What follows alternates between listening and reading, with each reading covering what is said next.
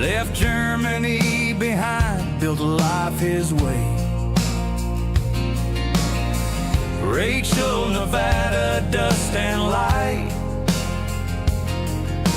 Jets in the sky, no aliens inside. A hat in the wind, his pickup rolls, an iron will and a heart of gold. Dreamland resort for 30 years strong. Area 51 is where he belongs. No hocus pocus, no fantasy, just hard cold facts.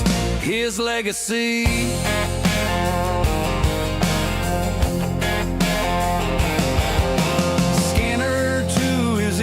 Signals run wild. YouTube in his heart, camera live. The FBI came, but they can't break him down. His fire keeps burning, it won't drown. A hat in the wind, his pickup rolls, an iron will.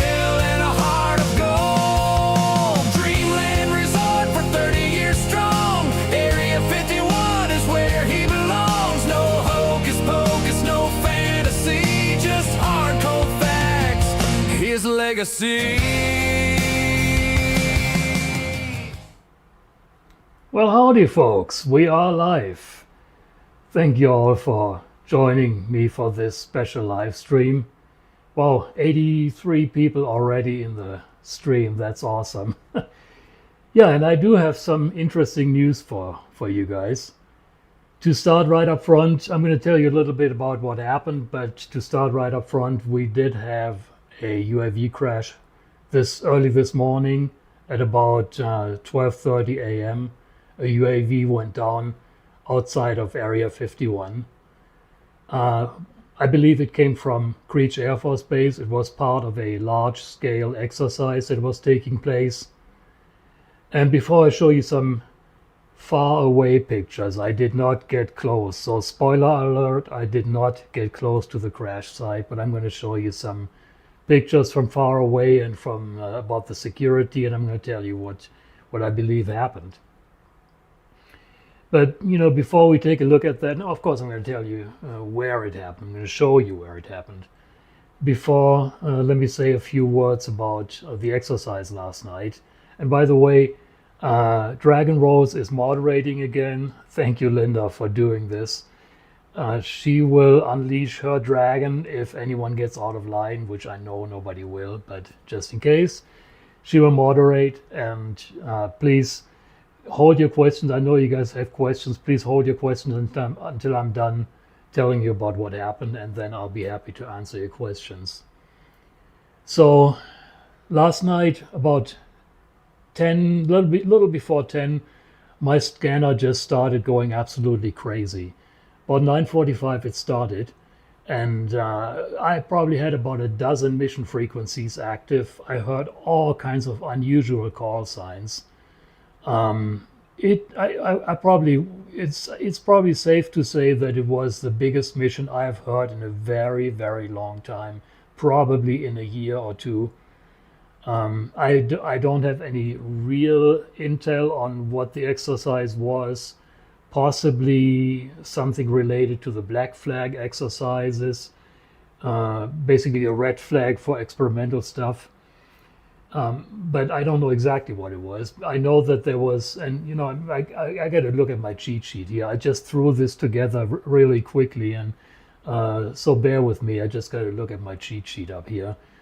I know we had at least one tanker in the Caliente MOA. Maybe two tankers. I know I caught call sign Zags 70. That's a call sign of a tanker that came out of Fairchild Air Force Base in Washington. At least one of the Area 51 beach janets using call sign Sabre 41 was in support. At least two, probably more, B2s out of Jesus Christ. Where did they come from? I can't think. Anyway, two B2s were participating, and several F-18 growlers were participating, doing jamming. I heard several really unusual call signs. I heard Kent, Jesse, Woody, all call signs I've never heard before. I think they were all UAV flights of several UAVs. Each one had several different numbers, so each one was a flight of several different UAVs. There were at least two players from the 2508, the Edwards airspace. That may have been the growlers. The call sign was Rex, another call sign that I'm really not. Whiteman Air Force Base. Thank you. Jesus Christ. I've been out in the sun all day, so don't really pay attention to me. You can probably see I got a little fried too. Anyway, yeah, thanks. Whiteman Air Force Base, of course. That's where the B-2s came out of. Like I said, the call sign Rex is another call sign that I don't believe I've ever heard. Then there was another aircraft. We're going to look at that in a minute. That was one of the few aircrafts that actually had a track that came from Los Angeles International Airport, flew a mission in the ranges as part of this large-scale mission, and then returned to Los Angeles International. It's registered to Aviation Inventory Resources. Call sign is N352CJ. I'm going to show you the track in a minute. And all these players were playing all over the ranges, in the 60s, in the 70s, in the MOA. They were all over the ranges. I mean, they used up the entire airspace. So I'm listening to this exercise for a while, and then I said, okay, I'm just going to record this. And then this morning I get up, and as usual, I have my cup of coffee, and I'm listening to my scanner traffic, and I'm listening to security traffic. And I hear starting around around 1 o'clock, I hear talk about a crashed aircraft. Whoa, crashed aircraft. What happened? Then they, were a little more concrete. They say it was a UAV. It did have live ordnance on board. I'm assuming it came out of Creech Air Force Base based on several factors that I was able to, put two and two together, kind of. And then of course security scrambled right away. They gave the location. I'm going to show you in a minute where it happened. Near Groom Lake Road, a few miles south of Groom Lake Road. And so immediately security patrols were scrambled to block off Groom Lake Road towards the highway and to block off Mailbox Road towards the highway. Then basically they were advised to stay away from the crash site because of live ordnance. So they blocked off the area, and actually let me show you on Google Earth here what they did. Let me see, make sure I push the right button here.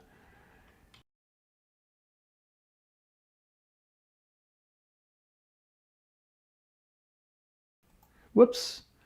Okay, microphone enabled works a lot better. So here we are. This is of course the area around Groom Lake Road. Groom Lake Road is this thick line here. This is the highway. You're coming down from Hancock Summit. This is the highway going up towards Rachel. Groom Lake Road. This is where the gate is, the security entrance into Area 51. And the crash happened somewhere in this vicinity. At first they were talking about this intersection here. I guess one of the patrols went out to this intersection, or happened to be there. And they said they don't see anything. And then later on it narrowed down to somewhere in this vicinity. And apparently there was a fire after the crash. So they saw it with the Bald Mountain Camp. They were watching it at night. So as soon as this broke, they blocked off right here at the intersection of Highway 375 and Groom Lake Road. and it is still blocked off. I'll show you that in my video footage. And they also blocked off Mailbox Road here. Later on, they opened this, and now the intersection right here is blocked off. So they secured the crash site as they should. There is no indication that this was a mission out of Area 51, even though support aircraft for this mission flew out of Area 51, but I don't really believe that the UAV that crashed flew out of Area 51. I'm pretty sure it came out of Creech Air Force Base, which is, of course, a big base for UAVs. So let's see. And then, of course, the Lincoln County Sheriff's, one of the deputies, was, informed, and they came out and they helped secure this area up here. So the crash site was secure, and which was something really interesting that I just happened to catch on the radio. Security was the people, the patrols securing the crash site were advised to roll up their windows. I guess they were assuming that there might be toxic fumes or whatever. So they were advised to close their windows and just hold the position. And I didn't really hear much about people trying to get to the crash site or whatever. I do not, whatever I can monitor is not everything that's happening. I can't monitor firefighting. I can't monitor a lot of the stuff that security does. I only get, the way the system works, I can pick up certain unencrypted transmissions. Anything encrypted, I can't hear. So there was a lot more going on than I was able to monitor. So early morning, they were talking about they could still see, small flames of the wreckage. And at that point, it pretty much died down as far as the security radio traffic. Well, of course, I had to see this for myself. So I went out today after lunch and drove out towards, on Highway 375, towards the black mailbox. What's interesting is a couple of miles before the black mailbox, I saw a camper parked on the side of the road in a gravel parking area. At first I thought it was security, but then I realized it's just people camping there. So I pulled up, the guy was sitting outside, very nice couple. So we started talking, and I said, well, did you see anything unusual last night? And he said, well, define unusual. I said, well, like a UAV crashing. He said, no, I didn't see that.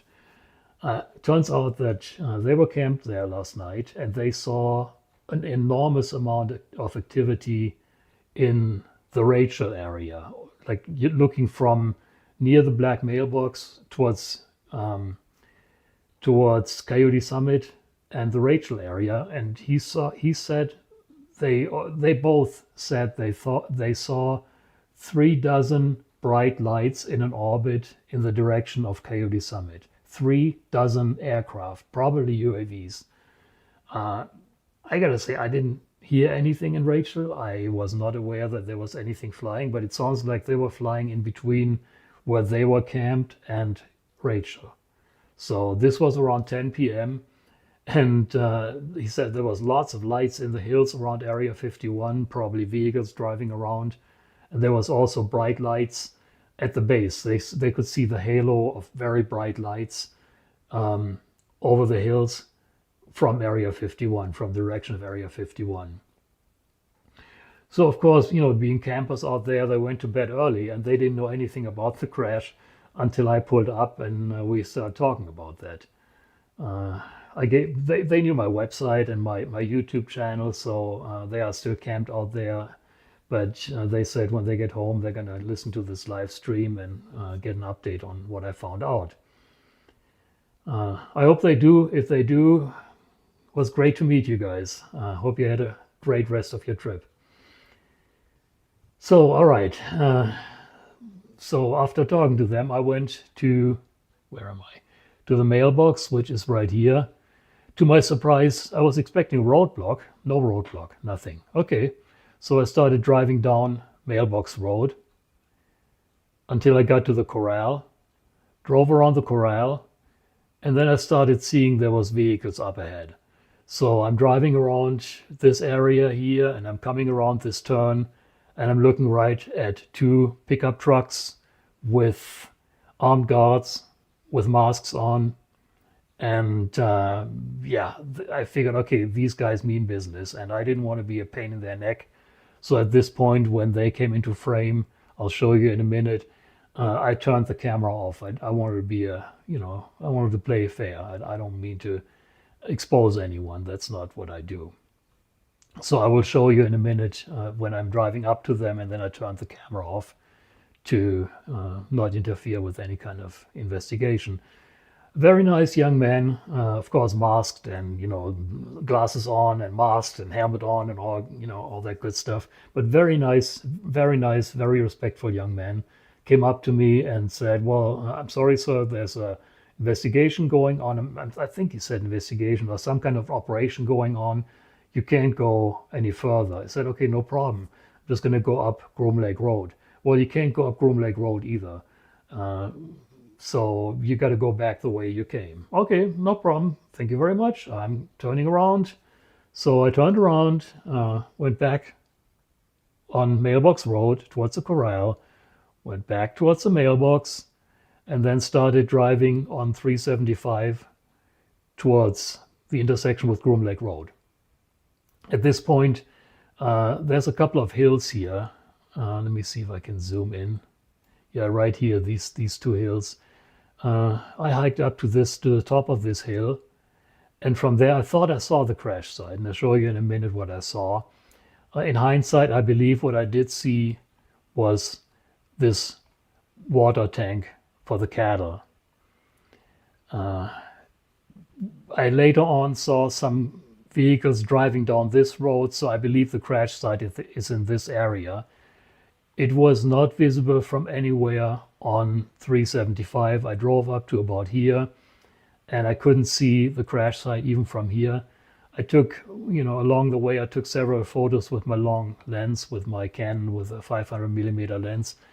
I could see the tank here, but I didn't see any vehicles there. So I saw dust in this area.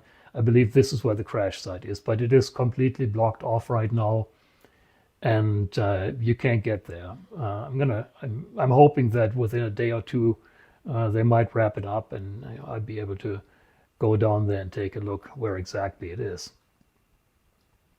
What's interesting is right here at this intersection at Groom Lake Road and Highway 375, there was, I believe, two security vehicles. Or when I drove up, there was one security vehicle and one Lincoln County Sheriff's Office vehicle, and a helicopter sitting there with a contraption on the side that looks like it was meant to transport a passenger.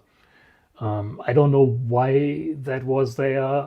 Maybe just a precaution if somebody gets injured during the recovery operation, to be able to transport people to the hospital. I don't know. I have no explanation for that. It was just sitting there on the ground, engine off, rotor wasn't running. So I'll show you all that in a minute, but I just want to, kind of set the stage here of what's going on. So let's see, I'll zoom out a little bit. Area 51, of course, is here. This is the restricted area, the red line, and then this is the bombing range 61 fence. This is Groom Lake Road. This road here, apparently it is very close to this road where the crash site is. This is the famous Range 61 gate, also known as the Wilson Gate. Why it is called Wilson Gate, people that are as old as I am will probably remember the Jim Wilson article where he claimed he went up to a gate of Area 51. The gate was closed, he couldn't go any further, Area 51 is shut down, it's moved, nothing to see here anymore. Well, it turns out he took a wrong turn, ended up at this gate, and thought it was the gate of Area 51. That's why it's called Wilson Gate. Anyway, this is the bombing range 61. Live fire exercises happening here all the time, so nobody in their right mind would want to go there anyway. And of course you can't, because this is all restricted area. There's a gate here, you can't go in. But of course, you can go to this area here on a normal day when they don't have it blocked off. So I'm hoping that next couple of days I'll be able to get there and take a closer look at what's going on. All right, let me show you some footage here. Okay, this is me driving down Mailbox Road towards the corral, and I'm just going to skip ahead a little bit here. I'm hoping to do a video out of all of this, but let me just skip ahead. Okay, here I'm coming up on, I'm coming up on the water tank. Why am I? No, this is already, I'm already getting close to Groom Lake Road, I think.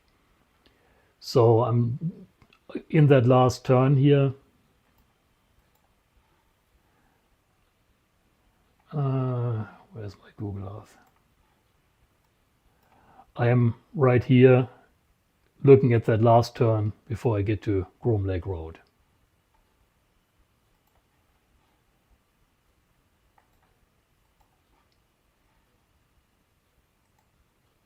And then two pickup trucks, security. This one is blocking off Groom Lake Road towards Area 51, which is in this direction. And this one is blocking off. If I were to go straight, I would go down that road where the crash site is located. Somewhere in the terrain here, we can't see it, but this guy is blocking the road. And this is the gentleman that came up and talked to me and advised me to turn back. Like I said, I do not want to expose them. I do not want to interfere with the investigation. So when I saw this, and I saw they were both armed with rifles, I turned the camera off. So we're going to get a little closer, and then I'm turning the camera off here.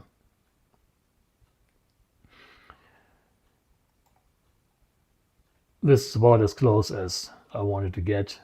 You definitely don't want to get into a situation where you show their faces or anything like that. So the crash site is in this terrain behind.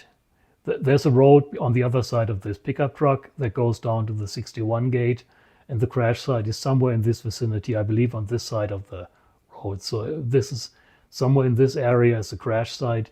And from what security was talking about, you should have a pretty clear view from further down Groom Lake Road towards the gate. So that's it. Camera off. Don't want to give these people any indication of being a problem. So here I'm on that little hill trying to get a better view. Down there is my truck, of course. This is called the hidden campsite. Some of you may be familiar with that.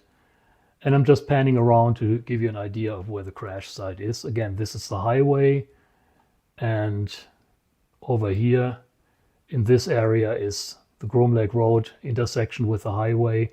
Tikaboo is, by the way, right here. And then we're looking around towards the area where the crash happened.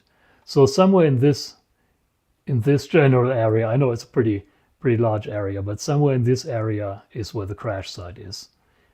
If we go around a little further, we can actually see.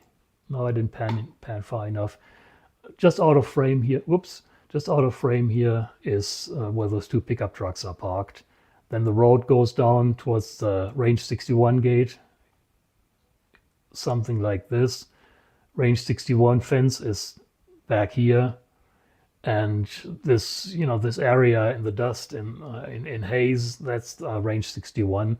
So somewhere on this side, there's several areas that have some exposed dirt. That's always what you want to look for when you look for a crash site: exposed dirt, freshly dug up areas.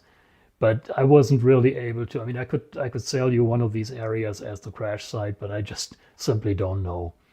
I will know in a few days when I go down there and take some video. So that's pretty much what we know. Groom Lake Road goes down this way. The road, where the crash happened, and then okay. So now I'm driving towards the Groom Lake Road intersection, and keep this side of the highway in your sight. I did not want to stop. I did not want to give anyone the impression of, being nosy or sticking my nose where it don't belong. So I did not stop. I drove right by, but you're going to see the vehicle securing the top of Groom Lake Road here.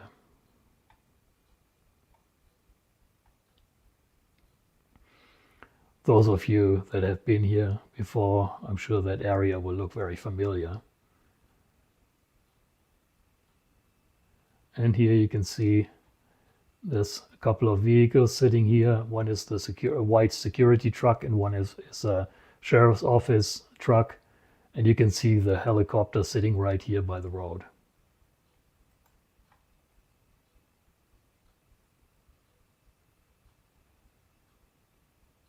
We're getting closer here.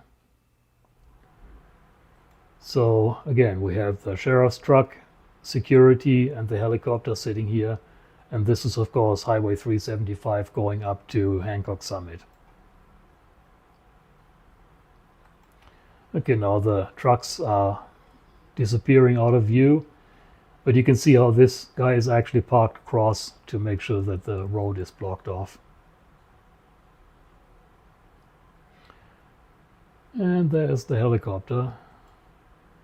It's one of those, I think they used to belong to the Sundance outfit in Vegas. They used to be tour helicopters, actually, that are now, some of them are being used for maintenance work in the NTTR, for maintaining some of the radio sites, remote radio sites that are not accessible by car or on foot. Well, I guess anything is accessible on foot if you're good enough.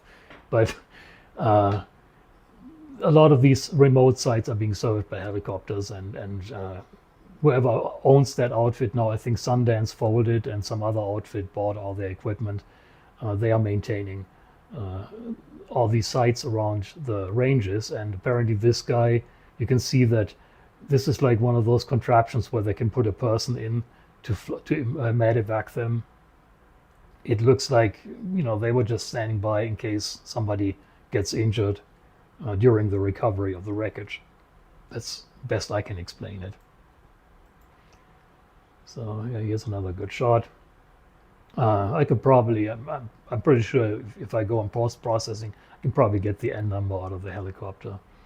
And with that, I should be able to find out when it entered and exited the ranges. So I'm going up a little further, like I said, like I showed you on Google Earth, I'm going up a little further on the hill, but I was really not able to get any decent view of the crash site. This is coming back down from Hancock Summit, passing the intersection again. Yeah, I just happened to glance over here to DR Hayden. I wonder why it's not a military helicopter. Good question. I guess they don't want to maybe attract attention. I don't know. I mean, a helicopter by the side of the highway gets people's attention anyway. So yeah, I don't know. So at this point, I think there was three. While I was up there by Hancock Summit, one of the sheriff's vehicles passed me. So I think at this point, there's 4 trucks here, 2 sheriff's vehicles and 2 security vehicles. And they were probably getting ready for a shift change. They were there for the duration, and of course their shift ends, somebody else got to take over. So I think that's what that was. But very clearly not. They didn't want anyone to go down that road, and I wasn't going to push it. I thought, should I stop? And no, I don't want to. I don't want to be a pain. They have enough on their hands. They don't need me right there. So, well, that is about the footage I have. Now let me show you. Okay, here's a photo I got of these 2 security guys down by the intersection of Mailbox Road and Groom Lake Road. Another photo. And this is a shot that I took from the hill that I hiked on top of, where I thought, through the viewfinder, you're looking at things and they look different than in real life, whatever. So I thought this might be the wreckage. I think in hindsight, looking at this, what we're looking at is this water hole for the cattle right here. And you can actually see that elongated tank here. That's this guy right here. So I don't think this is a crash site. I think the crash site is further over, further to the south, and unfortunately somewhat hidden by terrain. So, well, that's about as far as I got. I think I pretty much shared everything that I had on my agenda. So to summarize it, there was a crash of a UAV at about 12:35. How do I know it was 12:35 a.m.? Because around 12:37 a.m. I heard in that radio traffic of that large-scale exercise that was going on, I heard a knock it off call. Knock it off means end of the mission, or not end of the mission, but end of what's currently going on. Wait for further instructions. And it was very clearly because this crash had just happened. I did not hear any radio traffic related directly to the crash. I heard some communications where one of the pilots of one of the aircraft talked to somebody on the tanker and said, "Whoa, we're just going to knock it off. What happened? What's up with that?" But not a reference to anything happening. I have to say, though, I was not monitoring 343.0, the general emergency channel. So then, or was it 230, 243, 330?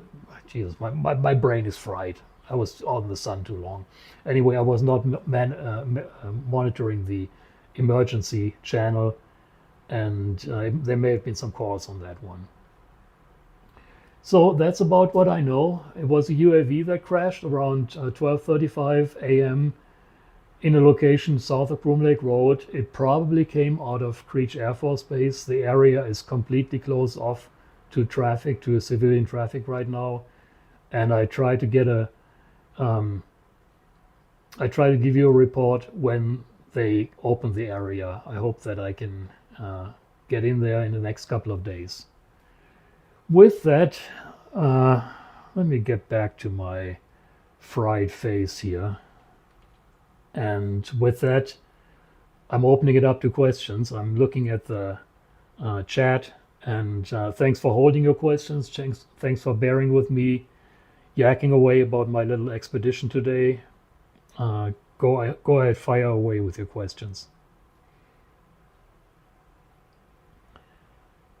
So, okay, we got some alien faces here. Couldn't you have, Walter asked, couldn't you have sent up your drone for a better look? You're well outside the boundary. Yes, Walter, but that is about the last thing they want during a crash investigation. And I would have certainly gotten in trouble for that. Besides, even if I wanted to, I couldn't because the FBI has my drone. So, but even if I had it, I would not have flown it in there because that would really upset them, and that would just cause all kinds of trouble. Aircraft expeditions. Question for Jörg. Do you think this might have to do with the NGAD program? A drone that is being tested for that program? Very well possible. And for those that don't know, Aircraft Expedition actually wrote a couple of really great articles for Dreamland Resort recently. Some of them dealing with drones and the NGID project. I don't want to get into the details of NGID. Go to the Dreamland Resort website, look at the Black Projects section. It's a project that consists of one manned plane surrounded by a bunch of drones. So yes, it could have very well been related to the NGID program. Joshua Naihus, your face is looking just fine, my friend. Well, well, thank you. I did get a little fried. Dragon Rose says Jörg no longer has a drone. The FBI has it. Yeah, I hope they have fun flying it. Dear Hayden, Jörg, in that last picture, how far away were you from the suspected wreckage? Well, let's take a look. That's a good question. I was on this hill right here,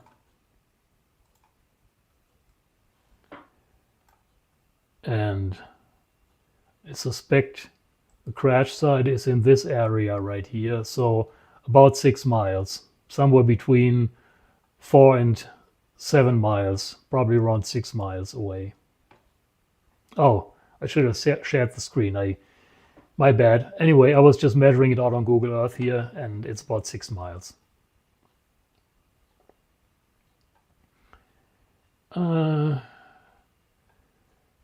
HSW Deacon Blues asks, can you show us a map where the crash site is? Let me put that back on. You've seen my fried face long enough. I'm just going to put the crash site there.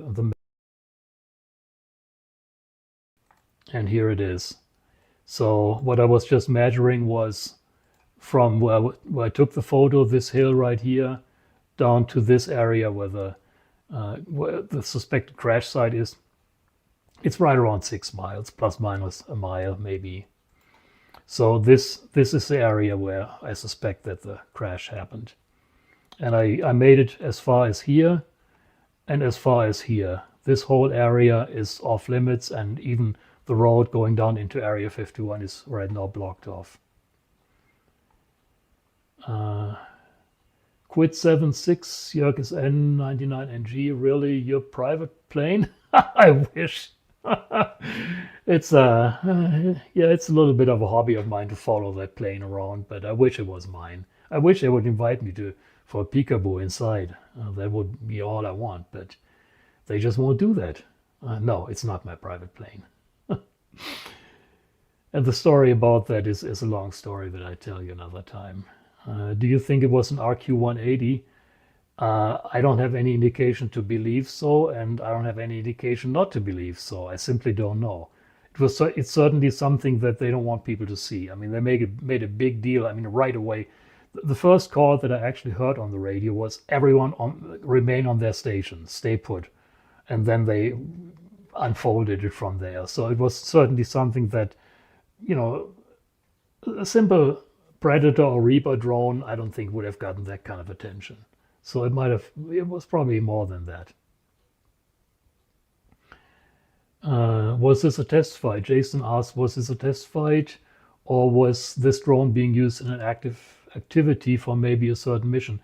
It was a mission, but I think that whole mission was a test flight. They were basically flying a whole bunch of drones, and as aircraft expeditions suggested earlier, it's a very good possibility that this was related to a drone swarm that is used in the NGAD project. So it was both. It was a test flight and also a mission. But none of your regular, flying out of Nellis playing war kind of mission. It was a lot more than that. There was all kinds of electronic intelligence aircraft involved, and certainly more than your regular playing war kind of mission. I need to play more Call of Duty. It's been a long time since I played video games. I think I quit playing video games in the days of Larry Laffer, and that has been a long time ago. So, Black Eagle, do you hike to viewpoints or just stay in your truck? No, I hiked up to the top of that hill to try and take photos of the crash site. So yeah, I absolutely hiked to viewpoints. Now at 63, I'm not as mobile anymore as I was at 33, but I still hike around and try to explore as much as I can. Gary asks, do you think she might find some aircraft pieces from the crash?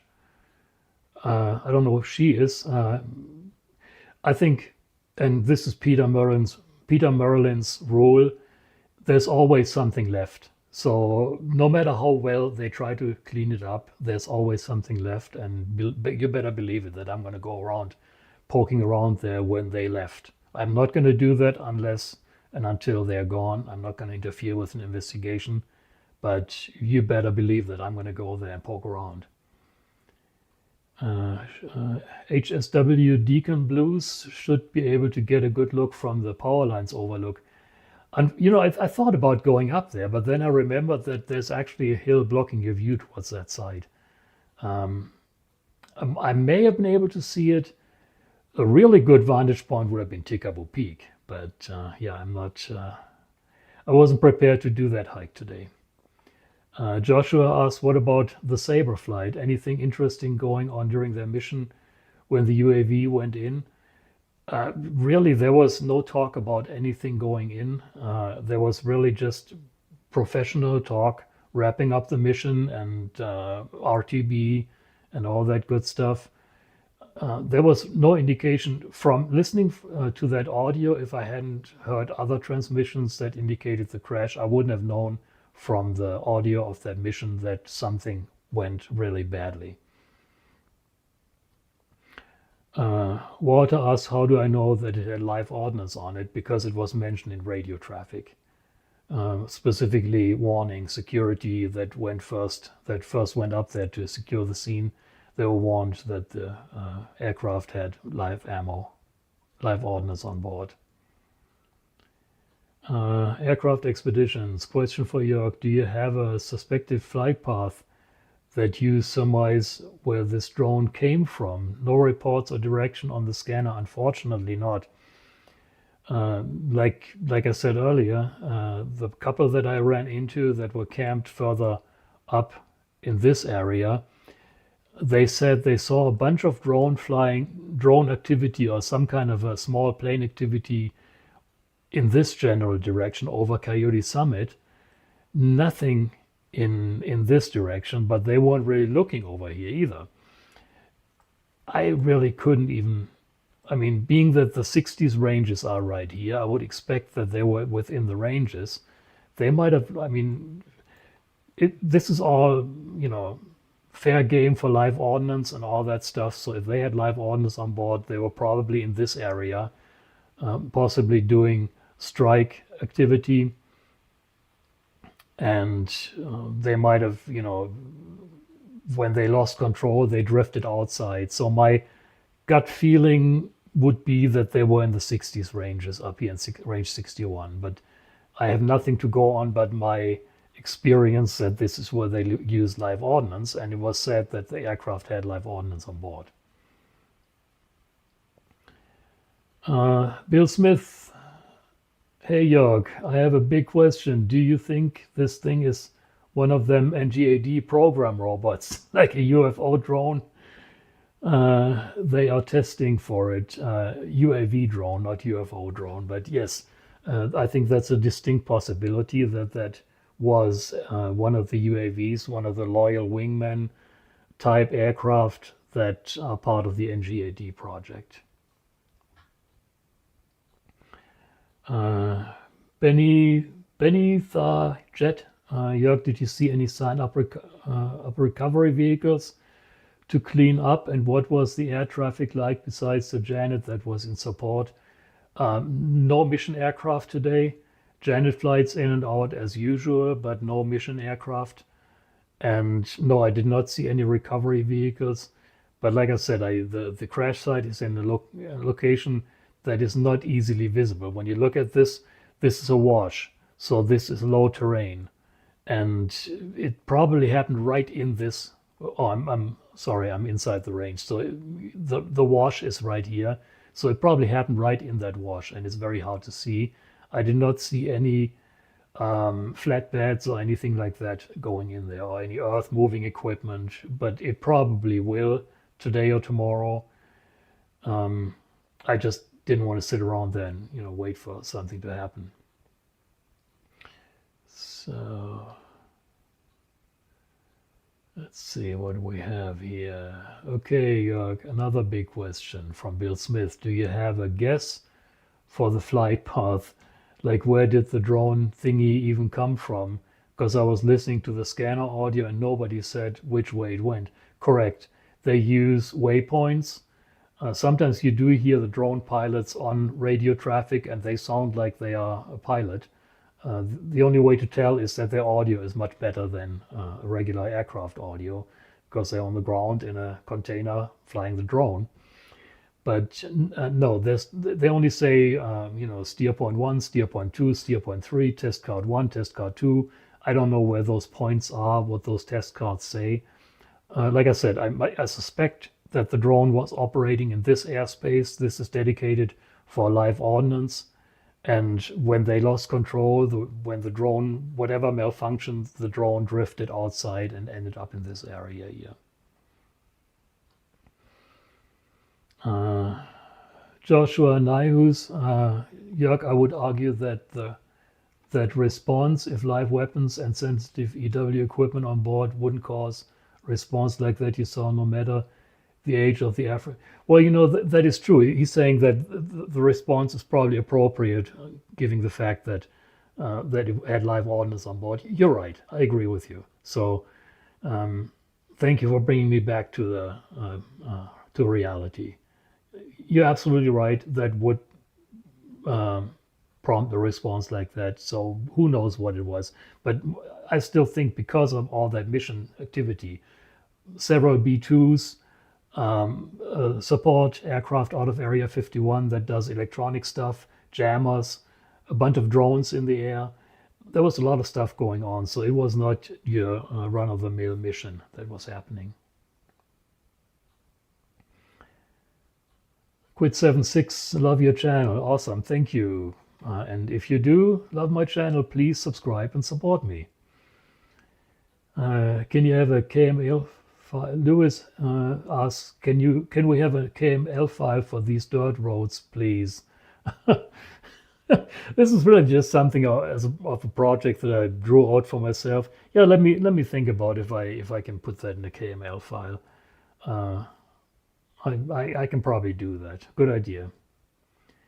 Did you hear any sonic booms, Gus? No, I did not. During the time that this happened, I was probably watching TV. Was about between 10 and midnight. And no, I did not hear any sonic booms during that time. And it wasn't a going fast kind of mission. It was a electronics toys kind of mission. It's possible Bill Smith doesn't have his chat set on all messages. Actually, you know what? I don't either. Let me just turn on live chat. I apologize. Linda is probably laughing right now because I make that mistake every time.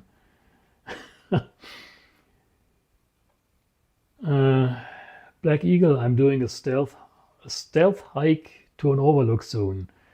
With the camo dudes know you're there if you park before the washout and don't go to Tikaboo. Yes, they will. There are several road sensors in that section between the turn off back to Alamo, where the road intersects from the right, and the washout, so they will know that somebody's up there. Is it known for certain that NGAD is being worked on there? DR Hayden. Yes, they have said as much that prototypes of the NGAD project, the F-47 specifically, have flown. I believe they even went as far as saying from a location in Nevada. I am almost willing to bet that it is flying out of Area 51. In different streams, I have shown the hangars that have been upgraded, new canopies huge canopies being built around these existing hangars. A data center has been built and all that good stuff. So I'm willing to bet a lot of money that yes, it is happening at Area 51. There is no better place to test fly it. Right now it's prototypes. Right now I don't think they have a fully assembled F-47 yet, but it's prototypes that are flying and to some degree technology demonstrators. Let's see, what was that drone considered a secret drone craft? Asked Jason. Yeah, like I said, I don't know. They never said the type. I was lucky. At first, they talked about a crash, and I was very happy to hear that it was a drone, that nobody got injured in the crash, but they didn't say what type. So I can only guess. And as was pointed out earlier, the response would have been the same regardless, because the drone had live ordnance on board. So they don't want that stuff to disappear by somebody who might beat security to the crash site. So live ordnance could be a John says live ordnance could be a misleader in order for responding parties to stay further away from the crash site.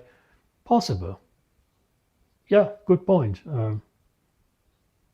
I could totally see that, but they would just say that. All I know is it was said, and they were advised to keep their windows closed when the wreckage was burning, and they were parked nearby to secure the site.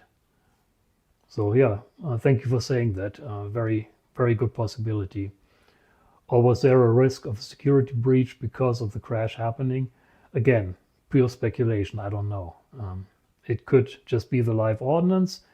It could be that they didn't know what crashed. I mean, there's a lot of confusion when these things just first happened. And so it could have just been a first response. We got to secure this and then sort it out. I just simply don't know. Louis says, I love the hard work you did for that. Thank you. It's good to get out of the house every once in a while.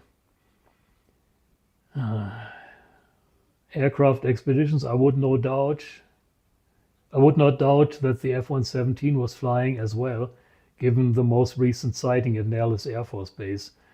Jörg, I would not doubt that they are testing drone electronics on the Nighthawk. I wouldn't either. I think that's a very good possibility. The F-117 was actually seen at Nellis Air Force Base, and I got some great pictures on my website that someone who doesn't want to be named allowed me to share with you all. I think the F-117 is doing a lot more than adversary enemy tactics. I think they are testing stuff that the F-117 is a test bed for. I'm laughing right now. Linda, I'm laughing right now. I know you would. And I guess I'm way behind on the questions here. Dr. Hayden, Jörg, are there other ways to support your work than YouTube subs? Absolutely. Thank you for asking that. On my Dreamland Resort website, there is a donation button. You can donate, and you can also become a member of my website, of my YouTube channel. Push the join button on my YouTube main page on the front page. That also gets you in on a lot of members only chats and other members only stuff. It only costs a few bucks, and it supports my work. It shows that you guys care, and it makes me feel good that you appreciate what I'm doing. So yeah, by all means, please do become a member. Just push the join button. It'll tell you what to do. There's going to be a lot of stuff for members only. I just did my first German and English members only chat, a live stream and chat, and it's nice to be able to talk to a smaller group of people and really focus on the individual person and get to know them better. Solar, I just joined. How do we know a UAV crashed? Probably replay the stream. Sorry. I heard it in radio communications last night. We know that a UAV crashed around 12:35 last night, 12:35 a.m. When I started hearing radio communications, there was a large-scale mission going on, manned and unmanned aircraft playing together. And all of a sudden there was a knock it off call, which always means, okay, stop, break what you're doing, wait for further instructions. And then a little while later, I heard Area 51 security talk about a crash site. And then later on about a drone that crashed. And it was said that the drone had live ordnance on board. And people were dispatched to secure the crash site and so forth. Benitha Jet, and I'm sorry if I butchered your name, your handle. Jörg is right. They always leave something behind. When an A12 crashed in Wendover, Nevada in 1963, people still found small pieces, fragments into the 1990s. Pete Merlin is really good at that. I've been lucky enough to accompany him to tag along on on a number of his missions, and he's just amazing. He goes to a site and boom, there it is. He found a piece. So yeah, there's always something left behind. And Quit76, welcome to Top Secret. Thank you for joining us. Welcome as a new member. Thank you for supporting me. Dear Hayden, oh, I forgot the PayPal link on your site. Yeah, that's always a great way to support me. And folks, I'm not getting rich doing this, but it's nice to be able to buy a few new toys that ultimately,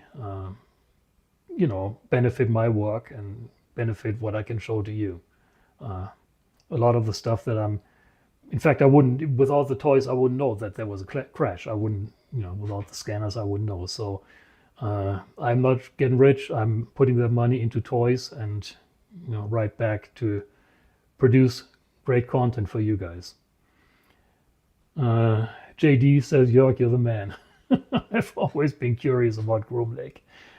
I live in Queens, New York City. Welcome, welcome from way over on the other end of the continent. And because of your work, I feel like I know what's going on down there. Awesome, awesome. I'm glad I can help. Thank you. That's exactly what I want to do. And, no BS. What you're seeing here, what you're hearing here, what I'm telling you is, to the best of my knowledge, what's really happening. I don't do any hype. I don't invent any stories. I'll never get to be one of the real big players, and I don't aim to, but I want to share what I know with you guys and with hopefully the next generation.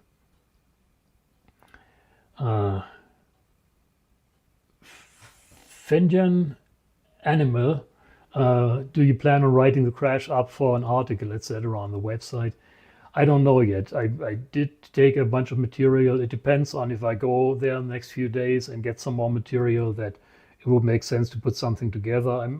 I probably do a video. How about that? Luca Mann, moin, wie geht's dir, mein Freund? Gut. Und selbst? Somebody from the old homeland, I suppose. I'm still so amazed with those stacked photos, Dr. Hayden. Yeah, that was awesome, those photos of Area 51 from Tikaboo. Thank you, Linda, for posting the donation link. German and English both. Asked in German, answered in English. I try. Sometimes I get things a little confused, but yeah, I try to keep it separate. That link says page doesn't exist. What link is that? The donations link? I'll have to look at that. It should exist. I don't know. I just used the PayPal link successfully, says Dr. Hayden. Okay, thank you very much for your support. Appreciate it. They're going to grab an alien from the Cowpoke store and throw it on the crash site and throw everybody off. Hey, that's an idea, Gary. I like it. I like it. You just gave me an idea there. No. Joshua, hey, Jörg, I know it was mentioned.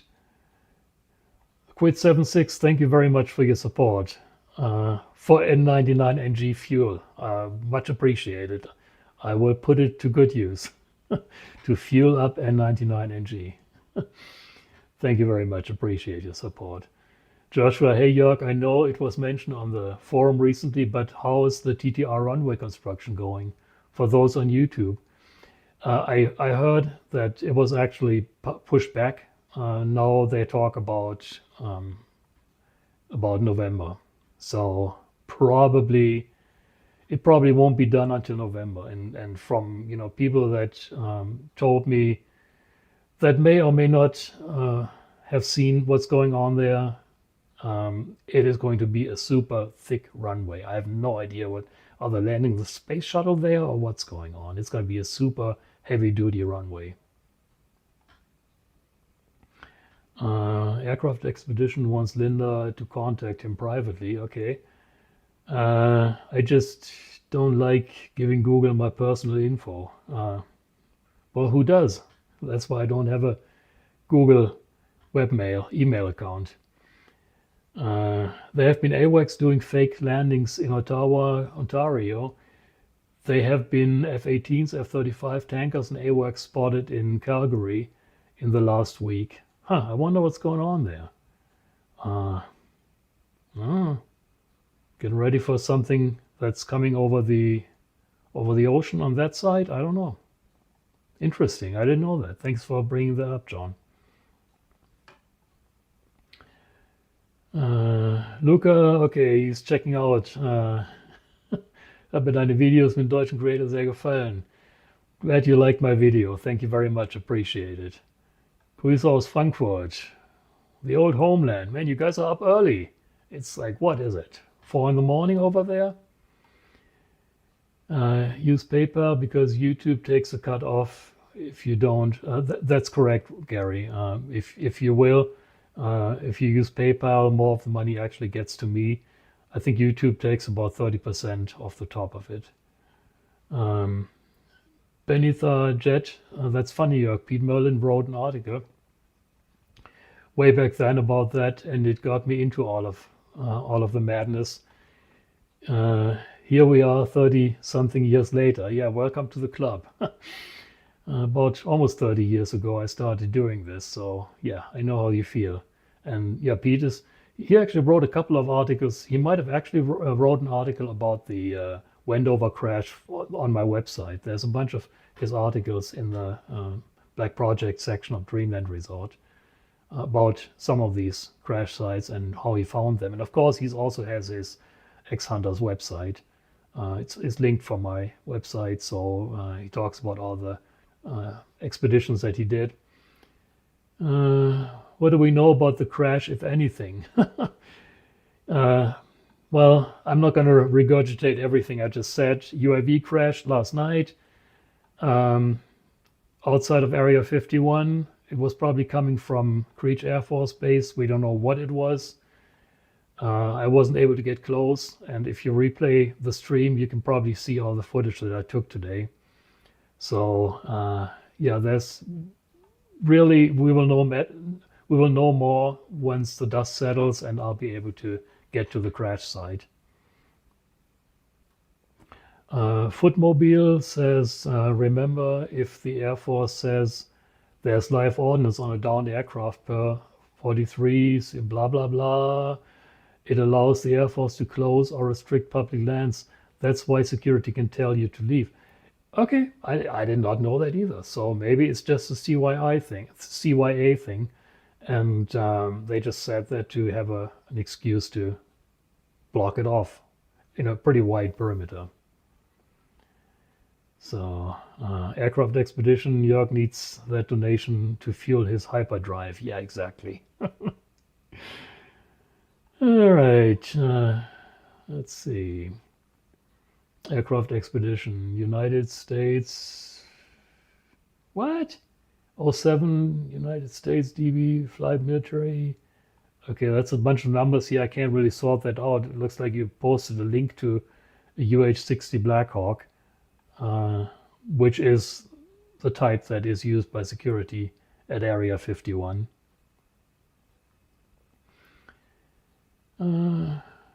Aircraft expeditions currently flying from Groom Lake area to Nellis. Oh, really? Okay, so this aircraft is currently flying. Can you post a, let's see, I don't think I can type that in. 07285, let's see.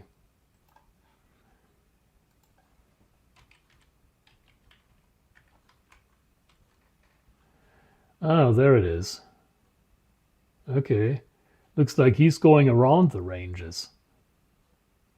So he's coming from, oh, he came from, let's see, where he took, okay, this is Nellis. He took off from Nellis and went around the west side of the ranges. I'm not sure if he's connected. He took a quick peek inside the ranges here and came back out. This could be one of those flights that I mentioned earlier that sometimes do maintenance on remote radio sites on tops of mountains. That may be what this guy's been doing. I don't know. So, but I don't think it's related to the crash site.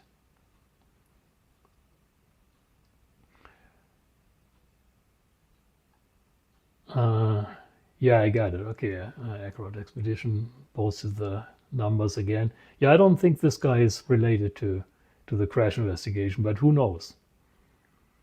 Uh, let's see. Area 51 and the other bases and stuff is so much more interesting when the alien crap is removed from the topic. Thank you for saying that, Jason. That's exactly how I feel. The alien thing has become so redundant and for me really irritating and boring.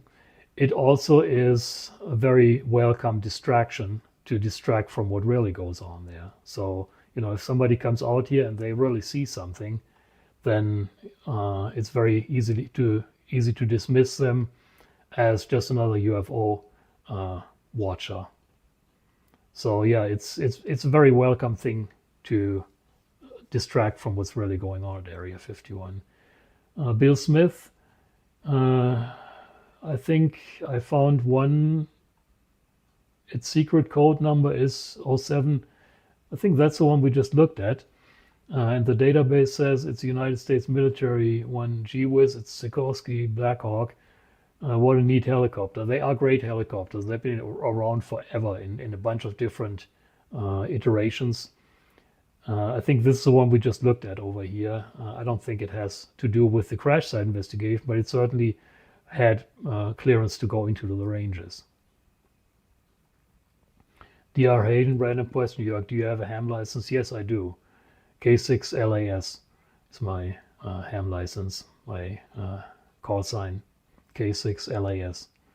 I don't usually have my radio on here when I'm not really doing anything with the radio, when I'm communicating with others. Obviously, I have it on. I don't usually monitor any of the calling frequencies. And I don't do any shortwave stuff. All I do is really 2 meter and 70 centimeter comms. Excuse me, Joshua, maybe unrelated to Chrome, have you received a patch or a challenge coin that surprised you and are really cherished? Several. I don't actively collect them, but every once in a while I do get more patches and challenge coins, and I do appreciate every one of them. So I can't really, it wouldn't be right to have one stand out over the others, but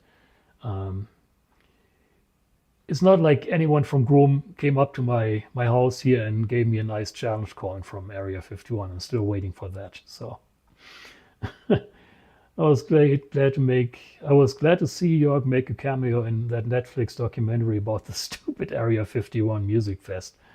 Yeah, Finian Animal, thank you for saying that. I tried my best. They didn't use my best lines, but I am in there, and I think it becomes pretty clear where who were the good guys in that.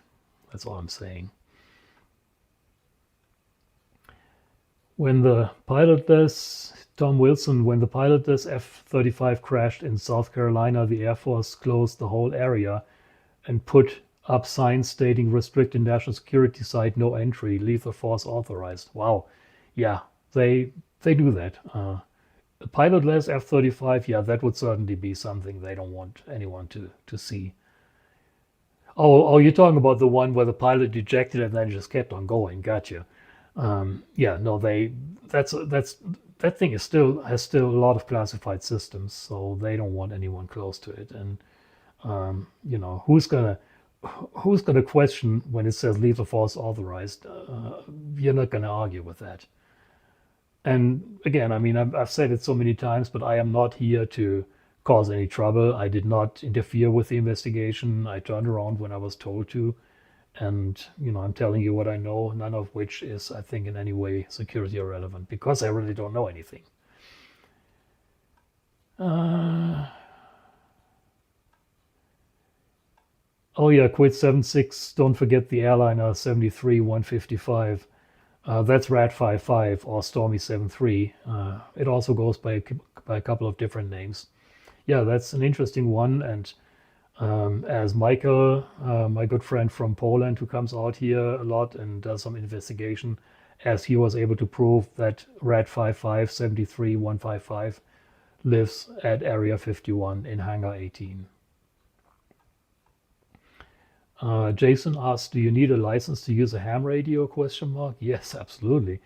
I'm not very knowledgeable about this subject, but it would be really cool to use a ham radio and maybe have a small hobby of some sort. Yeah, you totally need a license to use a radio on ham frequencies. There are different levels of ham.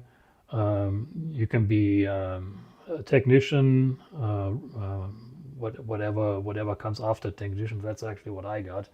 What do they call it? Standard or whatever. And then there's an advanced degree. I forgot what they call it, but it's very much regulated. Which frequency you can transmit on. So yeah, absolutely. And I have, one of the projects that I would like to do at some point, and I've been kicking around this idea for a long time.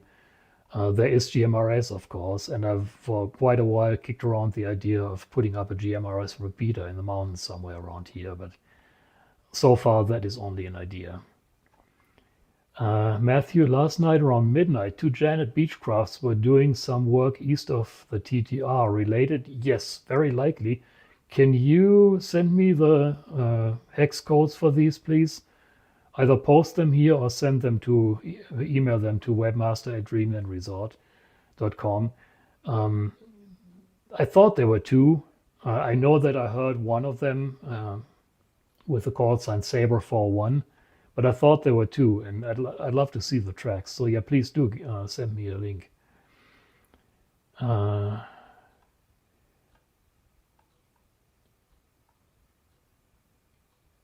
Yes, well, okay. Stargazing. Jason, is stargazing equipment allowed to be used on the public lands next to the gates area around Groom Lake and TTR? Yes. Telescopes and so forth are allowed. If you're too close to the gate and you're hanging out there for a long time, then they might find ways to get rid of you. As happened to me once when they falsely claimed that I flew a drone inside the restricted area when I was out at the gate for too long with a film crew. They basically lied to the sheriff's deputy and claimed I flew a drone, and the deputy knew he was being lied to, but he still asked us politely to leave the area. So yeah, I wouldn't hang out right by the gate for too long. And yes, there is an article, Aircraft Expeditions, absolutely. There is a great article on the Dreamland Resort website about Rat 55. Fenian Animal, Jörg, do we not have you to thank for the ADSB coverage of Groom Lake? I can neither confirm nor deny that. Yes, you do. I have an ADSB receiver here at my house in Rachel that I'm feeding, and I have an ADSB receiver on a hill near Goldfield on the other side of the ranges. And thanks to those feeders, the coverage has largely improved off the ranges.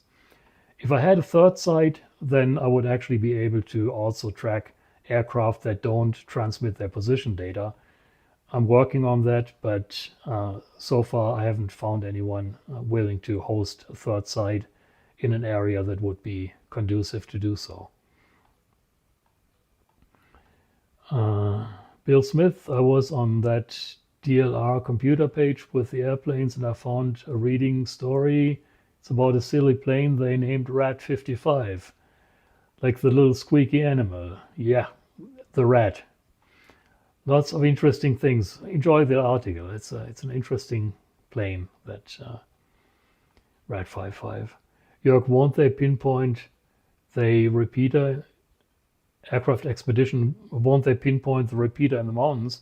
If it's a legal ham repeater or a legal GMRS repeater, they can pinpoint it all day long. It would. My problem is it would have to be in an inaccessible location to where not everyone can just walk up there, drive up there, whatever, and destroy it. Because unfortunately, there are people that I wouldn't trust to leave it alone. Let's put it that way. Uh, Thank you for all that made a donation. Thank you, Benny. Benny Tharjet. And I apologize. I probably butchered your handle, but anyway, thank you for your support. I can try and find it. Was about to go to bed and saw them. I don't know what that is in reference to. Maybe to chat members talking to each other. Do you think the Air Force will come out with a news release about the crash? There may be a small line somewhere. My guess would be they won't unless somebody blows it up. And I could imagine that Vegas media might pick up on it through this stream. And I wouldn't be surprised at all that if I get a call or an email tomorrow asking for some information for one of the other Vegas outlets to report on it. Other than that, I don't think they would even bother to publicize it.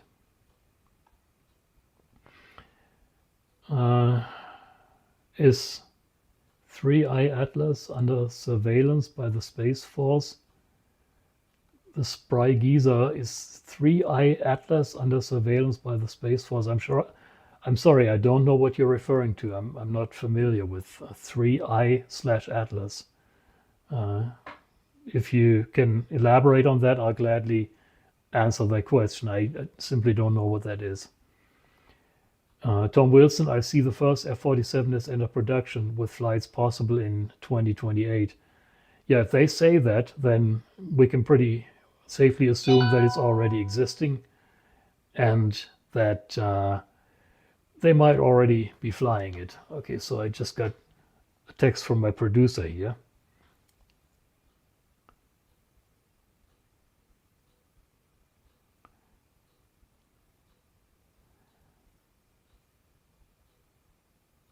Okay, got it.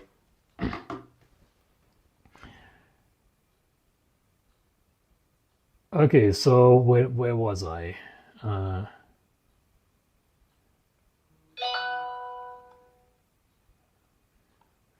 Joshua, what has been your largest, most interesting surprise while watching the area base through all the years?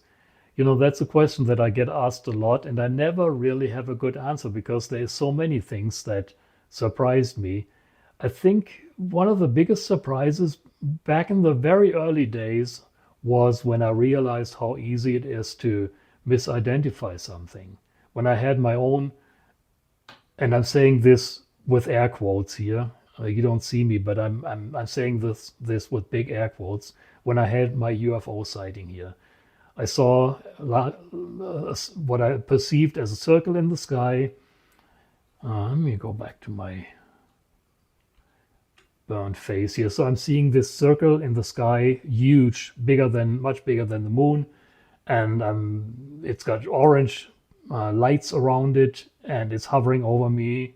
At night, I was camped near the mailbox, and I'm thinking, oh my God, now they got me. They're coming after me. No, it was what it ends up being. It was military activity. It was an aircraft being chased by another aircraft, and the aircraft, the chasee, so to say, deployed flares. And those flares are designed to divert heat-seeking missiles, so they burn very long and very bright, very intense in the sky. And the aircraft was flying an evasive pattern, a circle in the sky, to get rid of the chaser. And so these flares hovered in the sky in a semicircle. The eye fills in the blanks, and you see a big UFO above you. When I realized how easy a sighting like that can happen, that was a big surprise to me and a big eye opener. And I think it did something to me becoming a skeptic.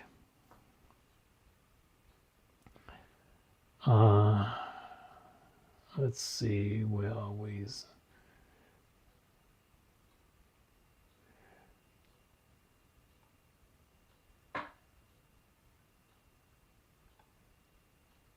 Aircraft expedition scientists study interstellar comet 3. I'm sorry, I'm not in the loop on that. I'm not familiar with that. So apparently there's a comet that is being studied by scientists. I don't know anything about that, sorry.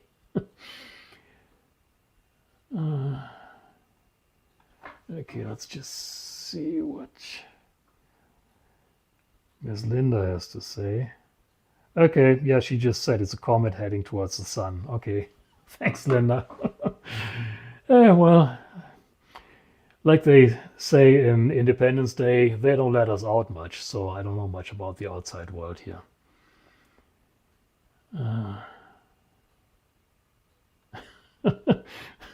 No, I haven't drank the UFO Kool-Aid, Fenian animal. I have not. But for a split second there, I thought it's all true, and that ultimately made me a disbeliever, a skeptic. I just saw a weird balloon. Mad Hatter, I just saw a weird balloon. The more I think about it, the weirder I think it was, because it was just sitting there, not being affected by any wind. They got these high altitude balloons, but you probably wouldn't be able to see them at 60,000 feet. I don't know. I don't know what that was. I would like to, at some point, wrap it up here. The questions start to become more about general questions that we can take in the next regular live stream. I have had a long day. I've been out in the sun for quite a while, and honestly, I'm looking forward to cracking a cold beer. So let me see if there's anything here that we can take the rest of the questions to the next regular live stream that I hope to do pretty soon here. Tom Wilson, so do we think it was a CCA or stealth unmanned Black Hawk that crashed? Supposedly in 2019, the SEAL mission into North Korea had stealth Black Hawks on standby. Possibly, I don't know. Honestly, I have no idea what crashed. I think it was something to do with collaboration of manned and unmanned aircraft, because that is what we saw in the exercise or in the mission that day, that time. There was a combination of manned and unmanned aircraft in the sky. But beyond that, I think it is definitely a good possibility that it was a CCA collaborate something or other aircraft, combat aircraft, basically a drone that is designed for combat. And yeah, I totally think that is a possibility. Let's see, going down the list here. I think we're going to wrap it up at this point. Thank you all for joining me. I see there's still 137 viewers in the chat. I know that people came in while we were talking. Just to end this very briefly, we're talking about a UAV crash near Area 51 in an area south of Groom Lake Road last night during a mission. And I go into detail in this live stream. If you watch the replay, I show a map where it happened. I show you some pictures that I took today of the area. And I hope to, the next few days, be able to go to the crash site and take some more footage. In the meantime, I hope you enjoyed this chat, and I hope you enjoy my YouTube channel.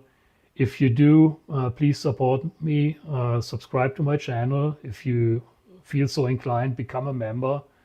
Your membership gets you quite a bit of extra stuff. You get in on on members only live streams. You get early access to new videos, and of course you get my eternal thanks. So with that, thank you for watching tonight, and thank you all for being here. I know on the East Coast it's already late. I'm going to keep you updated, of course, on the crash site. For today, I'm signing off, and I'm going to crack me a cold one. And I'm going to let you enjoy Voodoo Tank's wonderful music again to end this stream. Thank you very much, y'all.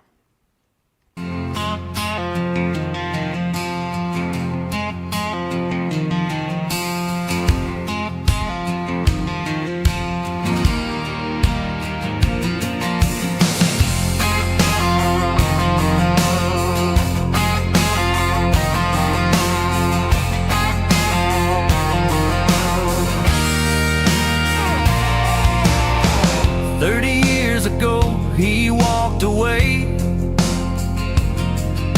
left Germany behind, built a life his way.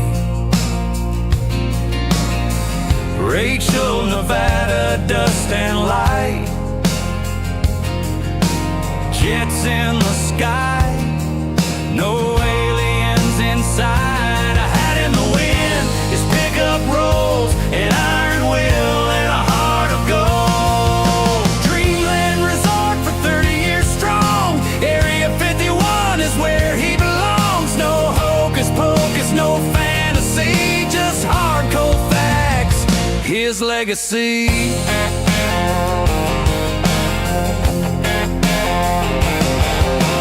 Scanner to his ear, the signals run wild. YouTube in his heart, camera live. The FBI came, but they can't break him down. His fire keeps burning, it won't drown. A hat in the wind, his pickup rolls, an iron will and a heart of gold. Dreamland resort for 30 years strong, Area 51 is where he belongs. No hocus pocus, no fantasy, just hard cold facts, his legacy. 30 years of desert, 30 years of dust, eyes on the truth, in truth he trusts.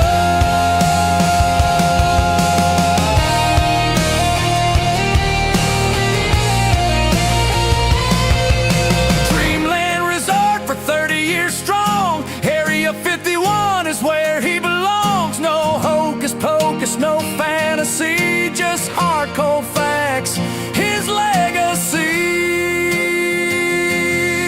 Dreamland resort, he still won't bend. The truth in the sky will guide till the end. No hocus pocus, no fantasy, just hard cold facts, his legacy.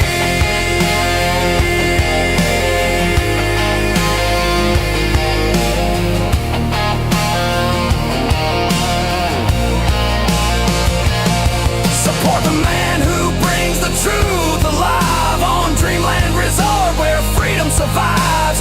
Donate for Jerk, he'll thank you true. He lives his dream, nothing breaks through.